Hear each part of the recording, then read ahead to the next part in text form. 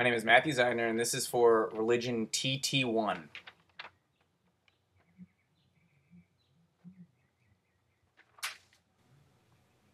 The myth of the Queen of Sheba has been retold for millennia. For example, here she is depicted by Hollywood, with Gina Lola Brigida portraying her. But this is more along the lines of what she could have looked like. A Queen of Africa.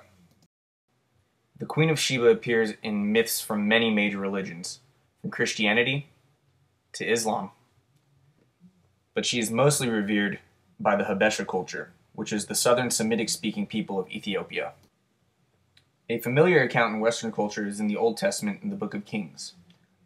In 1 Kings chapter 10, the unnamed Queen of Sheba heard of the wisdom of King Solomon and journeyed to Israel to bestow him with gifts of spices, gold, precious stones, and beautiful wood, and to test him with questions.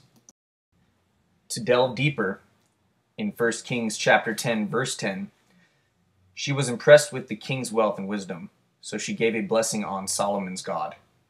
Solomon then gave her gifts and, quote, everything that she desired. Solomon offered everything his kingdom had, except for the royal bounty. She then returned to her homeland with her servants. The Queen of Sheba is also depicted in the New Testament.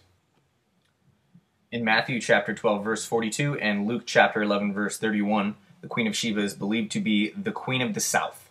Jesus foretells that she and the Ninevites will judge the contemporaries of Jesus that had rejected him. In the Quran, the Queen and her people are depicted as infidels that later accept Abrahamic monotheism and the worship of the one God, Allah. The people of Ethiopia revere her greatly. The Kebra Nagast, or The Glory of the Kings, was written circa 1300 CE. This book is a main part of the canon of the Ethiopian Orthodox Tewahedo Church. In the book, the queen is referred to as Makeda. Her story is as follows. The queen traveled to Solomon's palace, and she joined the king in a banquet where she was served spicy foods to induce thirst and requested that she stay in his palace overnight.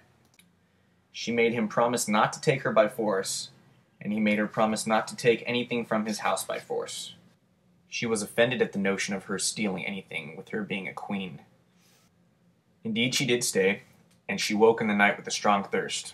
When she went to take a drink of water, King Solomon appeared, warning her that she would be breaking the promise she made by taking water from his house. So when she did take a drink, she set the king free from his promise as well, and the story goes that they spent the night together. She returned to Sheba pregnant with Solomon's child. She would have a son named Menelik, and Menelik would become the first Jewish emperor in Ethiopia, as traditionally accepted in Rastafari and Ethiopian Orthodox Christianity. According to records held by Ethiopian Orthodox monasteries, the imperial house of Abyssinia ruled Ethiopia from 10th century BCE to 1974, when Emperor Haile Selassie I was removed from power by a communist military group called the Derg. The imperial house is also referred to as the Solomonic dynasty. Through the ancestry of Menelik and Solomon, the dynasty is traced to David, who fought Goliath and became second king of Israel after Saul.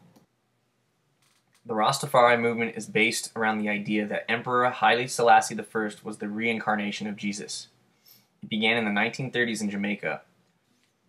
Rastas are monotheists, worshipping the one god Jah, but do not necessarily accept the idea of organized religion. They see it as a part of Babylon culture, or Western culture, so they reject it. They do accept the doctrine of the Trinity, with an emphasis on Selassie as being part of it. Rastas accept that Zion is a land promised to them by Jah. Rastas seek to validate a connection between Ethiopia and Israel to instill that they are the true children of Israel. As displayed, the myth of Sheba is still relevant and continues to propel religious ideology all over the world. Thank you for watching.